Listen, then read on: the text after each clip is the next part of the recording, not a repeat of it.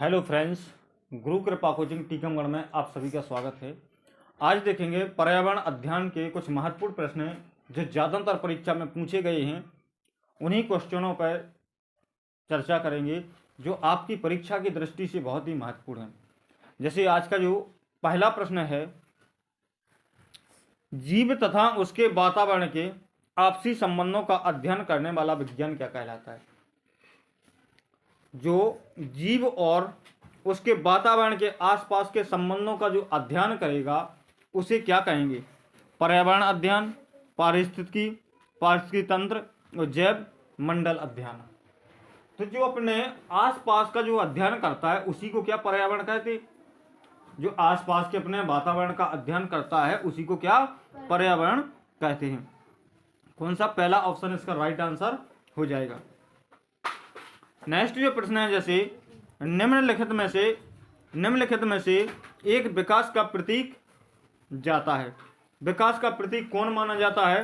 पहला ऑप्शन है कृषि विकास, दूसरा ऑप्शन है शहरीकरण, तीसरा ऑप्शन है उद्योग संयंत्र का विकास, चौथा ऑप्शन है पर्यावरण संरक्षण। तो एक विकास का प्रतीक क्या माना जाता है, तो जिस क्षेत्र में जितने औद्योगिक संयंत्र का विकास होगा तो उस क्षेत्र का उतना ही विकास होगा। तो कौन सा सी वाला ऑप्शन इसका राइट आंसर हो जाएगा। कौन सा सी वाला इसका राइट आंसर हो जाएगा। नेक्स्ट जो प्रश्न है, जैसे निम्नलिखित में से किन कारणों से पर्यावरण को व्यापक क्षति पहुंचती है।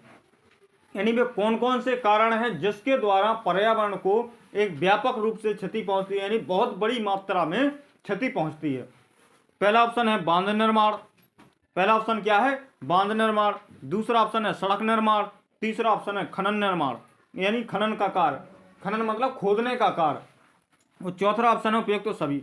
देखो, अगर किसी प्रकार के किसी बांध का निर्माण हो रहा है तो उसमें कई बस्तियां डूब जाती हैं, वहां पर रहने वाले पेड़ पौधे सारे नष्ट हो जाते हैं। तो इसके द्वारा बहुत बड़ी मात्रा में क्षति होती है।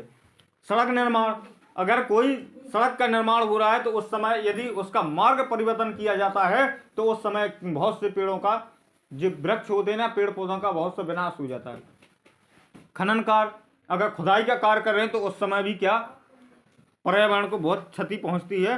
तो इसका क्या हो जाएगा, उपयुक्त सभी इसका राइट आंसर हो जाएगा। क्या उपयुक्त सभी इसका राइट आंसर हो जाएगा।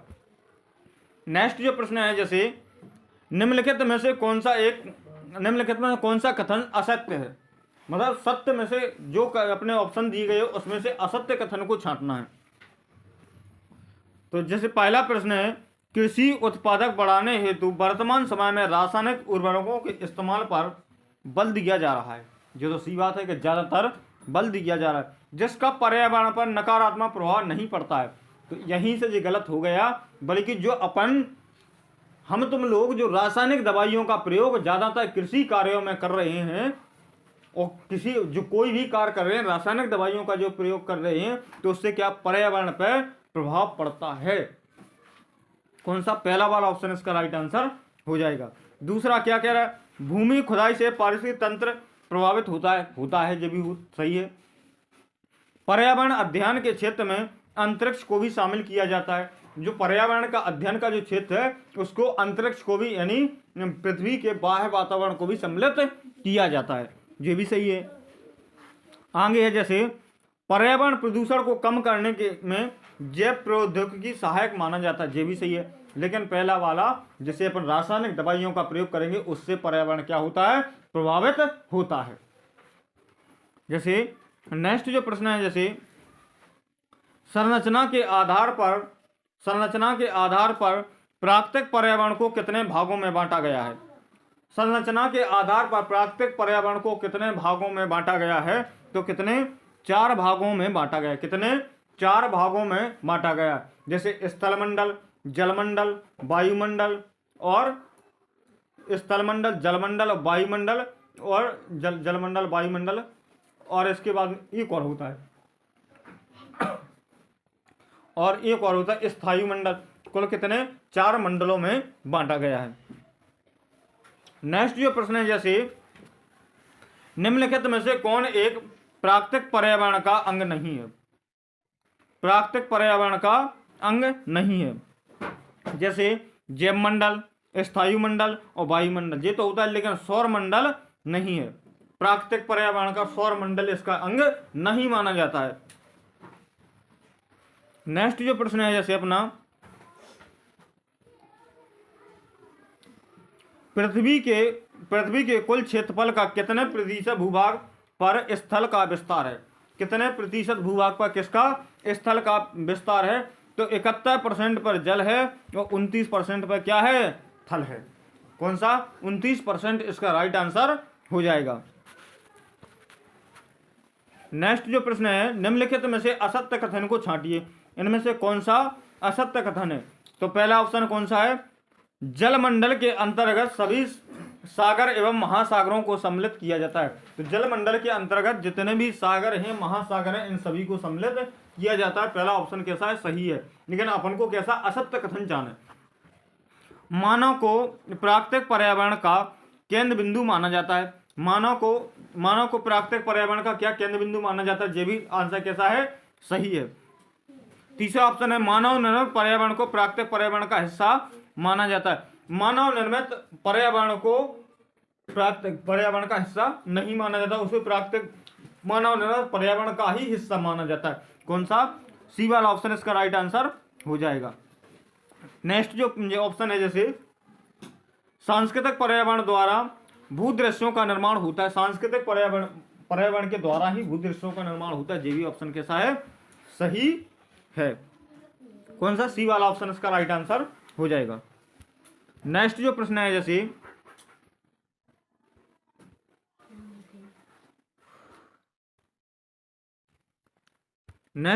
है जैसे, वायुमंडल का कौन सा हिस्सा अल्ट्रा वायलेट किरणों को अवशोषित करता है? जो अल्ट्रा वायलेट किरणें होती हैं, जो प्रकाश संश्लेषण के, जो सूर्य से आने वाली जो पराबैंगनी किरणें होती है, अल्ट्रा वायलेट किरणें कौन सी? पराबैंगनी किरणें। जो सूर्य से आने वाली पराबैंगनी किरणें हैं, वो कौन सा हिस्सा है जो उसको अवशोषित करता है?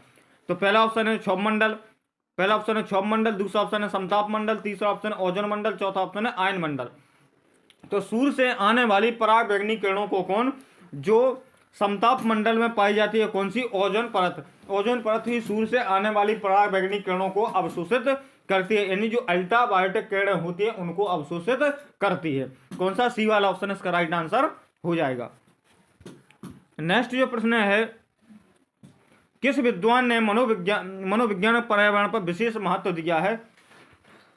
किस विद्वान ने मनोवैज्ञानिक पर्यावरण पर विशेष महत्व दिया है? तो पहला ऑप्शन है कार्ट लेविन ने दिया। किसने?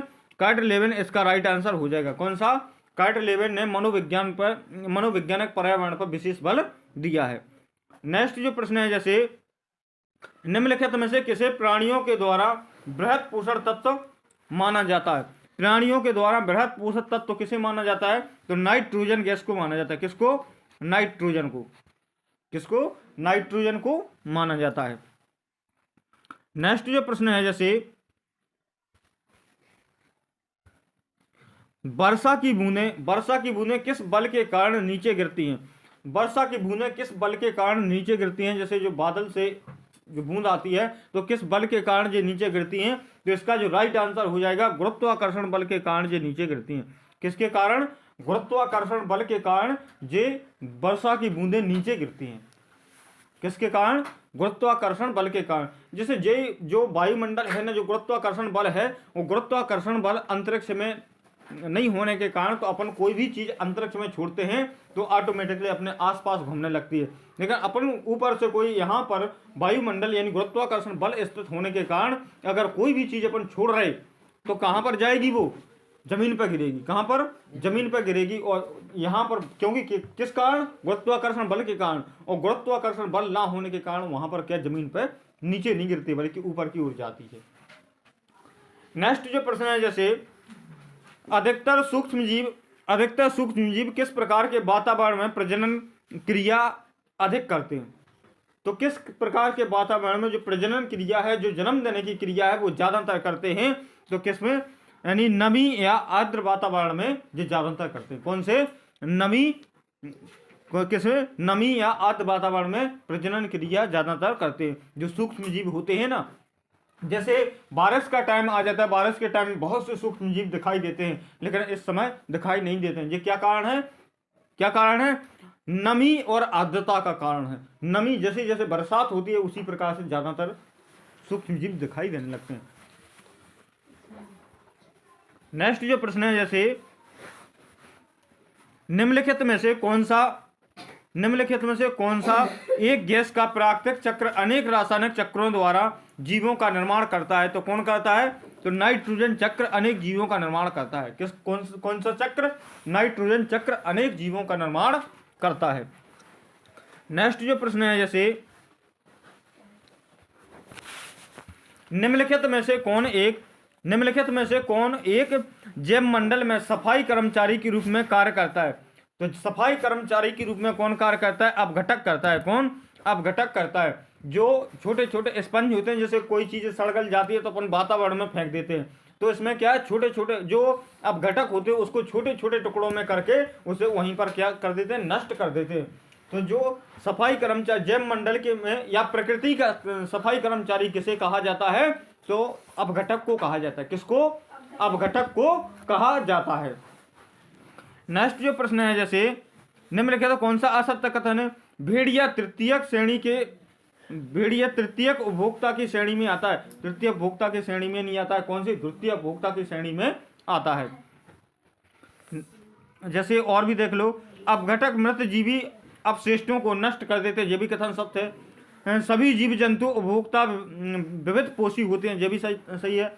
मोर और बाज तृतीय उपभोक्ता माने जाते हैं। मोर और बाज कौन से उपभोक्ता होते हैं? तृतीय उपभोक्ता होते हैं। कौन से? तृतीय उपभोक्ता होते हैं। नेक्स्ट जो प्रश्न है, जैसे छात्रों को पर्यावरण अध्ययन के सभी शाखाओं को एक साथ पढ़ाने हेतु निम्नलिखित में से कौन सा उपागम श्रेष्ठ है? तो कौन सा? एक साथ पढ़ाने में कौन सा उपागम श्रेष्ठ होता है? तो एकीकृत उपागम श्रेष्ठ होता है। कौन सा? एकीकृत उपागम। एकीकृत यानी सभी को एक साथ, जैसे मान के चलो तुम लोगों की क्लास में चलाते हैं तो सभी को एक साथ लेके चलते हैं, उसी को एकीकृत उपागम कहते हैं। क्या? एकीकृत उपागम कहते हैं। जैसे नेक्स्ट जो प्रश्न है,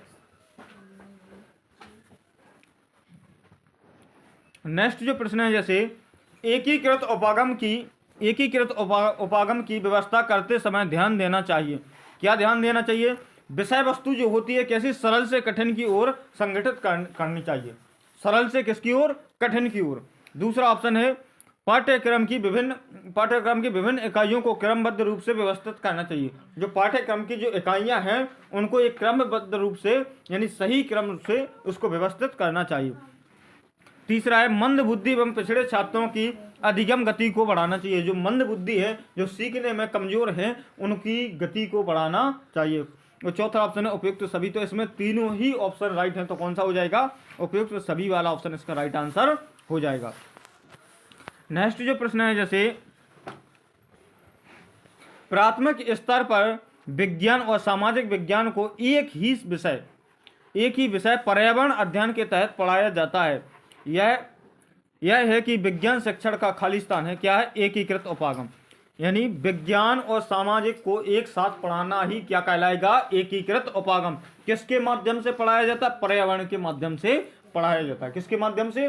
पर्यावरण के माध्यम से पढ़ाया जाता है। नेक्स्ट जो प्रश्न है, जैसे पर्यावरण शिक्षा से संबंधित अवधारणाएं बहुतायत में खाली स्थान इन पाठ्य पुस्तकों में पाई जाती हैं। कौन सी पुस्तकों में पाई जाती हैं? जीव विज्ञान और रासायनिक शास्त्र में पाई जाती हैं। पर्यावरण शिक्षा से संबंधित अवधारणाएं बहुत यातायात में खाली स्थान की पाठ्य पुस्तकें पाई जाती हैं। किसकी? जीव विज्ञान और रासायनिक शास्त्र की पाई जाती हैं। नेक्स्ट जो प्रश्न है, जैसे निम्नलिखित कथनों में से कौन सा कथन सत्य है? तो इसका जो राइट आंसर हो जाएगा कौन कौन सा कथन सत्य है। पहला ऑप्शन है, जैसे मानव स्वास्थ्य तथा पर्यावरण के मध्य प्रत्यक्ष संबंध होता है। ये कथन कैसा है? सत्य है। यानी मानव का स्वास्थ्य और पर्यावरण के मध्य के साथ एक प्रत्यक्ष संबंध होता है। दूसरा ऑप्शन है, जैसे वृक्षों के महत्व के कारण इसे हरा सोना भी कहा जाता है। वृक्षों का अपने जीवन में या जीवों के लिए इतना महत्व है कि इसको क्या हरा सोना कहा जाता है। ये भी कथन कैसा है? सत्य है। तीसरा ऑप्शन है वनों का प्रबंधन संबंधित कार्य वानिकी कहलाता है। अगर वनों का प्रबंधन करेंगे तो उसे क्या बोलते हैं? एक शब्द में वानिकी कहते हैं। यानी तीनों ही ऑप्शन सही है। तो पहला, दूसरा, तीसरा कौन सा? चौथा वाला ऑप्शन इसका राइट आंसर हो जाएगा। नेक्स्ट जो प्रश्न है जैसे निम्नलिखित कथनों पर विचार कीजिए। पहला ऑप्शन है जैसे वायुमंडल में पर्याप्त मात्रा में निष्क्रिय गैसें, जल वाष्प और धूल कण उपस्थित होते हैं। निष्क्रिय गैसें, जल वाष्प और धूल कण वायुमंडल में उपस्थित होते हैं। ये पहला कथन कैसा है? सही है। दूसरा कथन क्या कह रहा है? नाइट्रोजन गैस ऑक्सीजन की ज्वलनशील वायु पर नियंत्रण रखती है। ये वाला भी ऑप्शन कैसा है? कथन राइट है। तीसरा कथन क्या कह रहा है? पोषण तत्व जीवों में वृद्धि, विकास और वितरण तथा प्रजनन को प्रभावित करता है। ये भी कथन कैसा है? अगर जिस प्रकार से अपन पोषण करेंगे उसी प्रकार से अपनी वृद्धि होगी। अगर कुपोषित हो जाएंगे तो अपन कैसे छोटे रह जाएंगे, या किसी प्रकार की और भी समस्या होगी, या अपने शारीरिक विकास नहीं होगा। और प्रजनन क्षमता भी इसी पर आधारित होती है। तो कौन सा? पहला, दूसरा, तीसरा तीनों ही कथन सही है। तो पहला, दूसरा, तीसरा कौन सा? चौथा वाला ऑप्शन इसका राइट आंसर हो जाएगा। नेक्स्ट जो प्रश्न है जैसे निम्नलिखित में से कौन सा कथन सत्य है? कौन सा कथन है इनमें से सत्य? पहला ऑप्शन है जैसे वर्ष 1977 में ईश्वर भाई पटेल की अध्यक्षता में एक रिव्यू समिति गठित की गई है। पहला ऑप्शन राइट है। दूसरा ऑप्शन है राष्ट्रीय शिक्षा नीति वर्ष 1986 में आई। राष्ट्रीय शिक्षा नीति कब आई थी? 1986 में। दूसरा ऑप्शन भी राइट है। लेकिन NCF 1998 में आया, जे नहीं आया था। कौन सा? पहला और दूसरा ऑप्शन इसका राइट आंसर हो जाएगा। नेक्स्ट जो प्रश्न है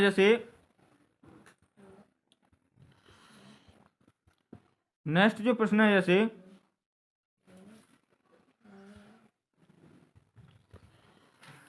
एकीकृत पर्यावरण के विषय में कौन सा कथन सही है? एकीकृत पर्यावरण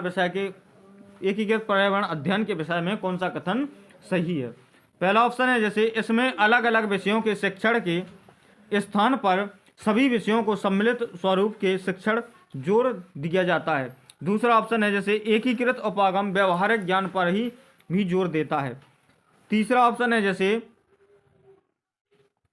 एकीकृत उपागम यह उपागम छात्रों को साथ साथ शिक्षकों के लिए भी उपयोगी होता है। तो कौन सा? पहला, दूसरा, तीसरा इसका राइट आंसर हो जाएगा। तीनों ही कथन इसके कैसे हैं? सही है। नेक्स्ट जो प्रश्न है जैसे एकीकृत उपागम के अंतर्गत पाठ्यक्रम निम्न में से किस सिद्धांत पर आधारित होना चाहिए? पहला ऑप्शन है जैसे जीवन केंद्रित सिद्धांत पर आधारित होना चाहिए। पहला ऑप्शन है कौन सा है? जीवन केंद्रित सिद्धांत पर आधारित होना चाहिए। दूसरा ऑप्शन है व्यवहारिक पक्ष के सिद्धांत पर आधारित होना चाहिए। तीसरा विषयों की समान्वित इकाई के सिद्धांत पर आधारित होना चाहिए। तो कौन सा उपयुक्त? तो सभी इसका राइट आंसर हो जाएगा। किस पर?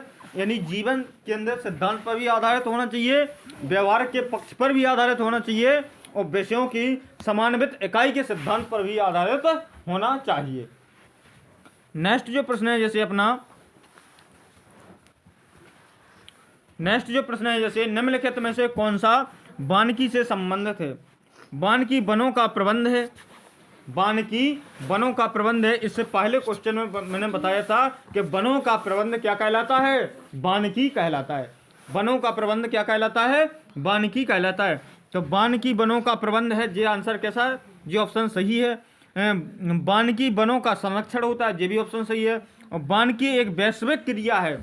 तो वानिकी क्या क्या? वनों का प्रबंध है, वनों का संरक्षण और वैश्विक क्रिया है। कौन सा? पहला, दूसरा, तीसरा इसका राइट आंसर हो जाएगा। कौन सा? पहला, दूसरा, तीसरा इसका राइट आंसर हो जाएगा। नेक्स्ट जो प्रश्न है जैसे निम्नलिखित कथनों पर विचार कीजिए।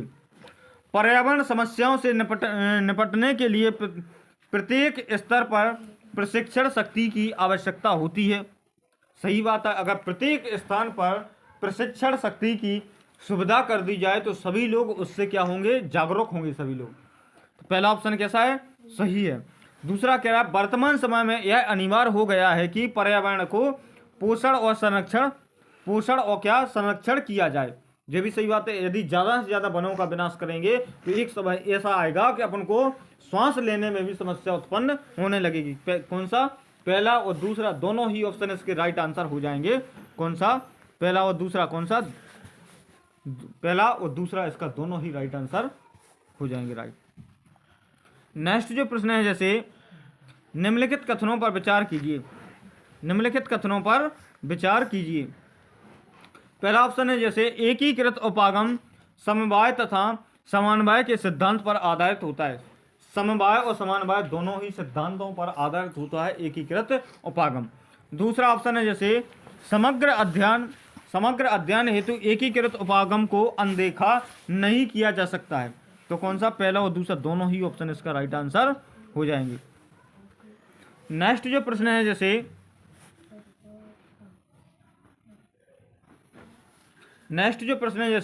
राष्ट्रीय शिक्षा नीति 1986 के विषय में कौन सा कथन सही है। तो राष्ट्रीय शिक्षा नीति 1986 के विषय में जैसे पहला कथन है पर्यावरण शिक्षा को सभी स्तरों पर समाहित करना। जो पर्यावरण शिक्षा है सभी स्तरों पर क्या करना चाहिए, समाहित यानी सम्मिलित की जाने चाहिए। पहला ऑप्शन कैसा है, राइट है। दूसरा ऑप्शन कह रहा है पर्यावरण संबंधी सरोकार के प्रति जागरूकता पैदा करनी चाहिए। पर्यावरण के प्रति ज़्यादा से ज़्यादा लोगों को कैसे जागरूक करना चाहिए कि अपने जीवन में इनका क्या महत्व है। तो दोनों ही ऑप्शन सही है। तीसरा क्या कह रहा है, मानवीय विकास के लिए शांतिपूर्ण माहौल तैयार करना चाहिए। शांतिपूर्ण, एक ही राष्ट्रीय शिक्षा नीति का ये उद्देश्य नहीं था कि शांतिपूर्ण माहौल, बल्कि ये क्या शिक्षा से संबंधित था। तो राष्ट्रीय शिक्षा नीति में पर्यावरण को महत्व दिया गया था, एक शांतिपूर्ण माहौल को नहीं। तो कौन सा, पहला दूसरा इसका राइट आंसर हो जाएगा। कौन सा, पहला दूसरा इसका राइट आंसर हो जाएगा। नेक्स्ट जो प्रश्न है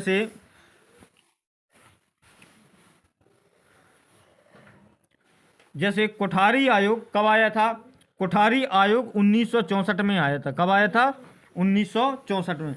बेसिक शिक्षा नीति किसने दी थी, महात्मा गांधी ने दी थी। किसने, महात्मा गांधी। और बेसिक शिक्षा नीति कब आई थी, 1937 में। कब आई थी, 1937 में।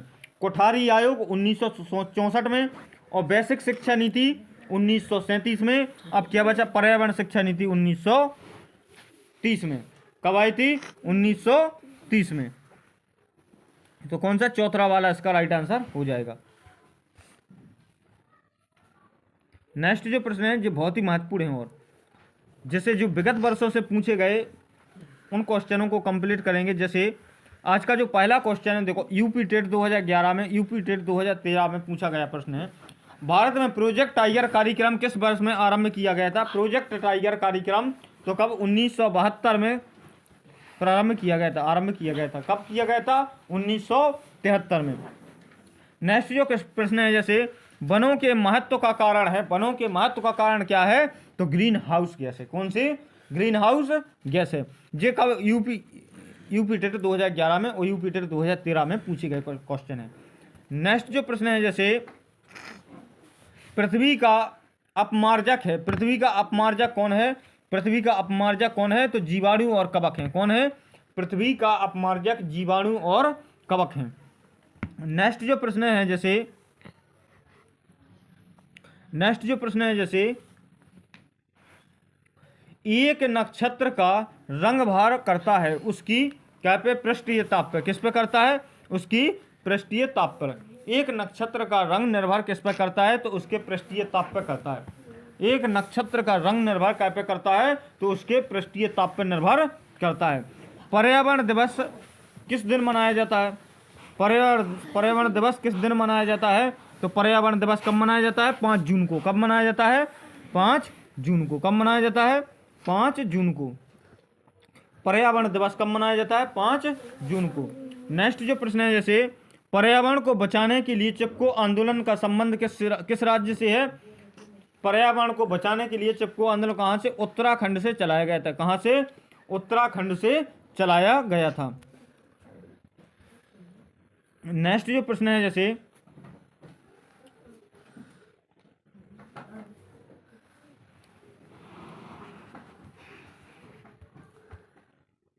निम्नलिखित में से जैविक घटक है, जैविक घटक क्या है? क्या पादप है, या मृदा है, या वायु है, या जल है? देखो, पादपों में केवल जीवन पाया जाता है, पादप यानी पेड़ पौधों में केवल जीवन पाया जाता है, ना तो मृदा में होता है, ना वायु में, और ना ही जल में। तो यानी जैविक घटक कौन सा है? पादप, इसका राइट आंसर हो जाएगा। नेक्स्ट जो प्रश्न है, जैसे हमारे पर्यावरण में कौन सी गैस का सबसे अधिक सांद्रण है? तो हमारे वातावरण में सबसे अधिक गैस कौन सी पाई जाती है? तो नाइट्रोजन पाई जाती है। कौन सी? नाइट्रोजन। कितने परसेंट है? 78%। कितने? 78% नाइट्रोजन पाई जाती है। 21% क्या है? ऑक्सीजन है। तो नाइट्रोजन और ऑक्सीजन मिला के दोनों का मिश्रण कितना है? 99% है। तो ये ऑक्सीजन और नाइट्रोजन को मिला करके दोनों गैसों का मिश्रण कितना है? 99% है। इतना ध्यान रखना। नेक्स्ट जो प्रश्न है, जैसे हमारे देश में वन महोत्सव दिवस मनाया जाता है। हमारे देश में जो वन महोत्सव दिवस कब मनाया जाता है? तो 1 जुलाई को मनाया जाता है। कब मनाया जाता है? 1 जुलाई को मनाया जाता है। वैसे वन महोत्सव दिवस है जो 1 जुलाई से लेकर 7 जुलाई तक के मनाया जाता है, या जुलाई के प्रथम सप्ताह में मनाया जाता है। ऐसा भी कहीं कहीं पर लिखा मिलता है। नेक्स्ट जो प्रश्न है, जैसे डेसीबल निम्नलिखित में से किसे मापने की इकाई है? डेसीबल से क्या मापा जाता है? ध्वनि की तीव्रता मापी जाती है। क्या? डेसीबल से ध्वनि की तीव्रता मापी जाती है। नेक्स्ट जो प्रश्न है, जैसे वन्य जीव सप्ताह मनाया जाता है। वन्य जीव सप्ताह मनाया जाता है कब? वन्य जीव सप्ताह 1 अक्टूबर से 7 अक्टूबर तक के मनाया जाता है। कब? 1 अक्टूबर से 7 अक्टूबर में वन्य जीव सप्ताह कब मनाया जाता है? 1 अक्टूबर से 7 अक्टूबर तक के वन्य सप्ताह मनाया जाता है। नेक्स्ट जो प्रश्न है, निम्नलिखित में किसका वेग अधिक है? क्या हवा का होता है, कि जलधारा का होता है, क्या ध्वनि का होता है, क्या प्रकाश का होता है? तो किसका होता है? प्रकाश का। इसका प्रकाश इसका राइट आंसर हो जाएगा।